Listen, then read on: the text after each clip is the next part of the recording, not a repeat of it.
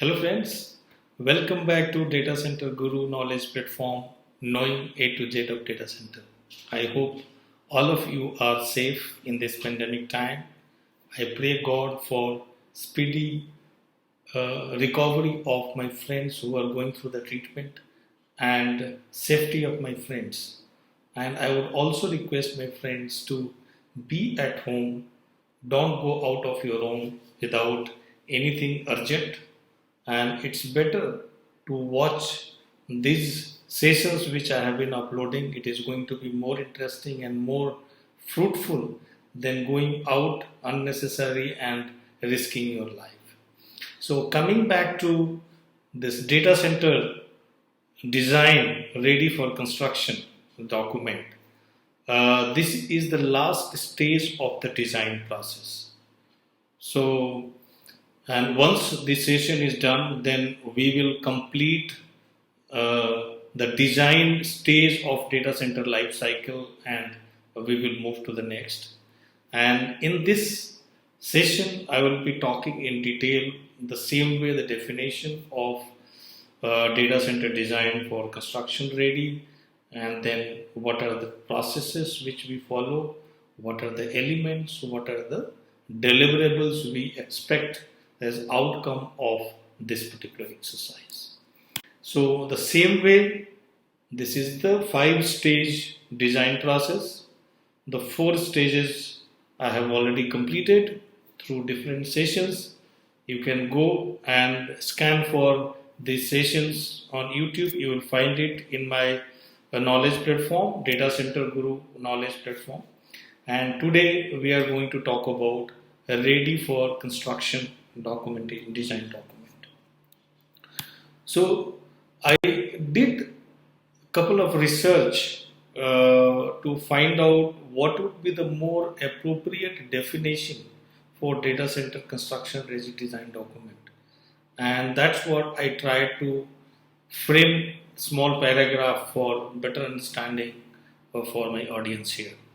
So data center construction ready design document is a process of detailing and mapping the detailed design document with site based on the actual implementation follows. So this plugs in the gap between the theory and practical, because whenever we have designed, it is not 100% the same equipment which comes. Because when we have designed in my last session, when I talked about detailed design, I talked about list of make, bill of material.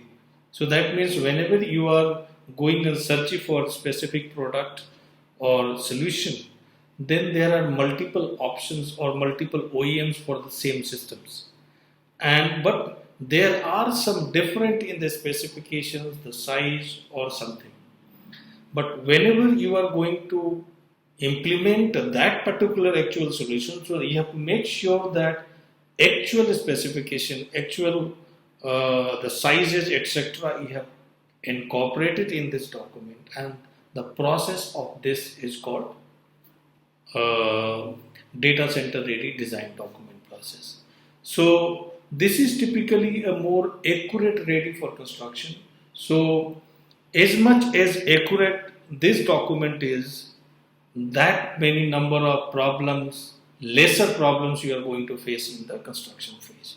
Lesser confusion, lesser conflicts. So this is very, very important. And in India, I would say this particular phase is somehow gets diluted, and instead of actually you detailing down on the construction stage on the documentation part of it, somewhere will lose out. And that's the reason if you see during the construction phase, we find lot of conflict, lot of issues on the site. So how to address it, we will look at the detailed processes, so you will have much better clarity on it. So what is the process which we need to follow? So process is whatever information which was there in the design document, and based on the design documents which you submitted to supply chain, because they source all these materials or equipments which is required to be constructed or used, installed on the site. So what you have to do is you have to get the actual specification, product details, sizes, etc. from the OEMs or the vendors which you have selected, and then incorporate those real specifications, as I said, technical design, capacity, all those things you have to incorporate in the detailed design to make it construction. Let us say you are buying 200 kVA UPS. It is very simple. It can be Schneider, it can be Vertiv, it can be Delta, it can be and so on and so forth. But when you talk about the size of these UPSs, dimension, it is different. Maybe some of the technical requirements are also different. So it is very necessary. And then if you don't consider it well and it lands on the site, you may have challenges in accommodating all those changes. So if you want to avoid all those issues, then you better incorporate all those inputs post design and make this design document construction ready for those specific systems. The second is incorporating all those changes. So first is getting the information, second is incorporating those changes in your design document. Third, which is also very important part, is coordinated drawing for constructions. So there are hundreds of items which is going to be installed on the site, and all these, so one is the product which is going to be installed, second is the connectivity or the distribution which is going to be there from the different locations to confine to another location. So we have to make sure that there is no crisscross or there is no overlapping which is happening within those services of different products and solutions. So when you get all those informations from the different systems and subsystems, somebody has to sit and then map it over, make a plan to accommodate all those services in that prescribed space of the data center to avoid any overlapping on the services. Because if that happens, then tomorrow you may have a challenges where these guys are getting overlap and then you are not able to move on the project. And it is also very critical for equipment like bus bars, because these are all factory manufactured, length, bends, etc. And if you do not have the right set coordinated drawings, if you have not mapped it well on the site, then you may have challenges where those things will not fit, and you may have to, it has got a cascading impact. It will take more time, it may take more cost for the implementation. So this is very important. Fourth process, peer review with respective contractors or the solution provider. So whenever you incorporated those specific systems and subsystems in your design document, get it validated with the respective contractors so that there is no gap and both of them are in sync. And the last stage is to release the entire construction drawing to the construction team so that they can check, stamp it for ready for construction, and they can start using it. What are the key stakeholders? So key stakeholders in this design phase is more, because earlier in design stages you find only on the design input phase you have more other stakeholders where you have to take the inputs from. Other three stages were all mostly internal, where you have to develop and take the concurrence and move ahead. In this stage, you might have to take the concurrence from or inputs from multiple stakeholders, like you may have to get interacted with supply chain who place orders on the different OEMs. You may have to get in touch with OEM itself for more technical information. You may have to get back to the contractors for a specific detail or share with them specific detail. All the details you may have to hand over to the project management organization PMO office. And also, whenever you are preparing the document, as you rightly said, you are already incorporating the safety and quality aspect in the design itself. So those team also should be in sync, so that if there is any kind of gap, those thing gets corrected before you stamp it for ready for construction. So what are the elements and deliverables? So elements are the same in typically all the building blocks of data center, which starts from your master plan to architecture, structure, civil, electrical, mechanical, plumbing, and all the stuff. And what deliverable you expect is the same brief design report, so that typically you are handing over a complete design document like a blueprint based on which the entire construction is going to happen. So you are handing over that baton to the construction team, and based on that they will drive the project. So what you are submitting to them, that defines the success of the project, because they are not going to go back to the design to, because they would implement whatever you have given it to them. And brief design report gives them an overall project visibility and understanding, so that whenever they deep dive into multiple systems, they will have better idea and better knowledge about it. Capacity sizing. You have to give it how you have sized the different systems and subsystems to support the specific IT load. Layout plans, elevations in detail, sectional plans for different things.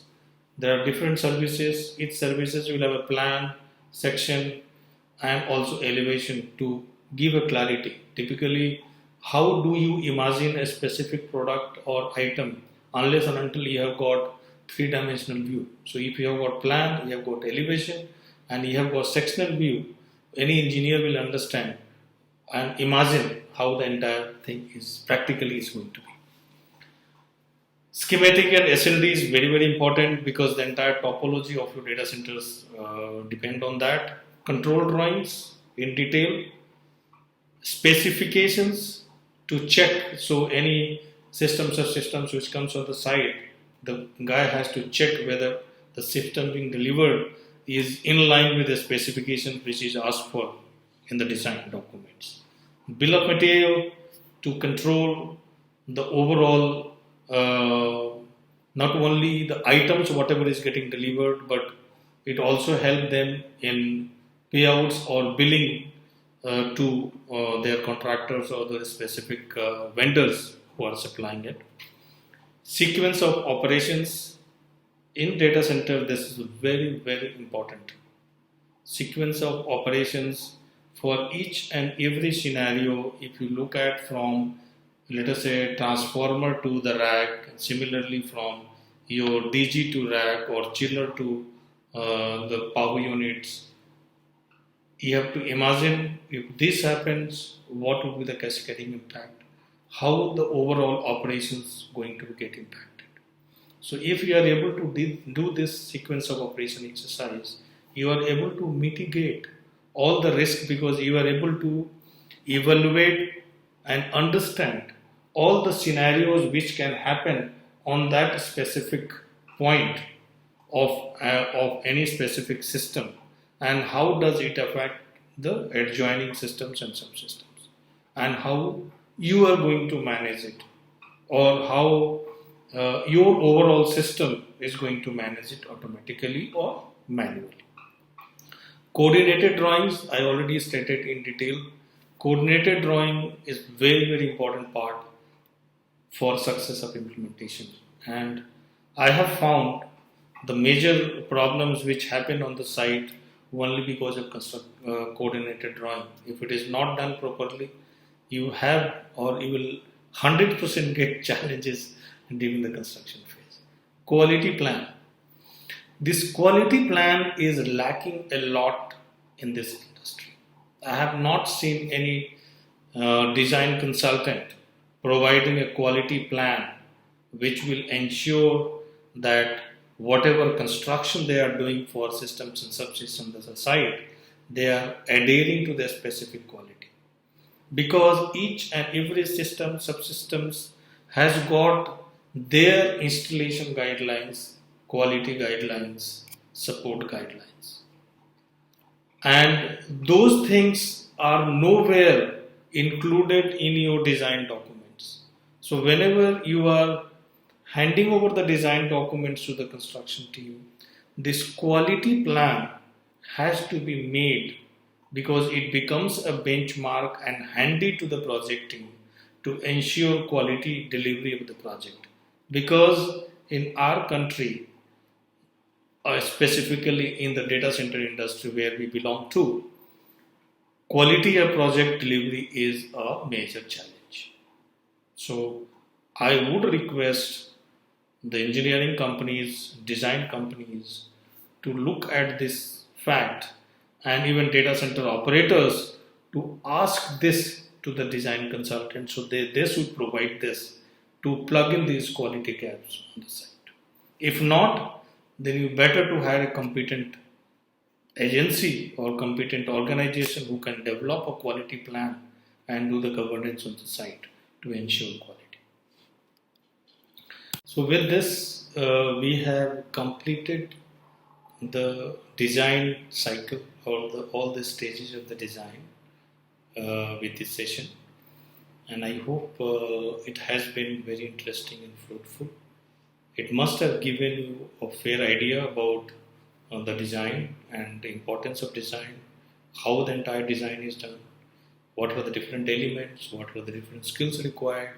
I tried to cover everything to give you a clear visibility. So this completes the complete design process. So I would talk about the next. What would be the next session I am planning to post on 21st May. And now we are jumping to the next stage of data center life cycle, which is the build stage. So build stage is the real construction phase. So whatever we planned, whatever we designed, that really gets implemented on the site based on the design documents or whatever we have prepared. As you know, the design build cycle is the longest duration if you consider the data center life cycle, design and build.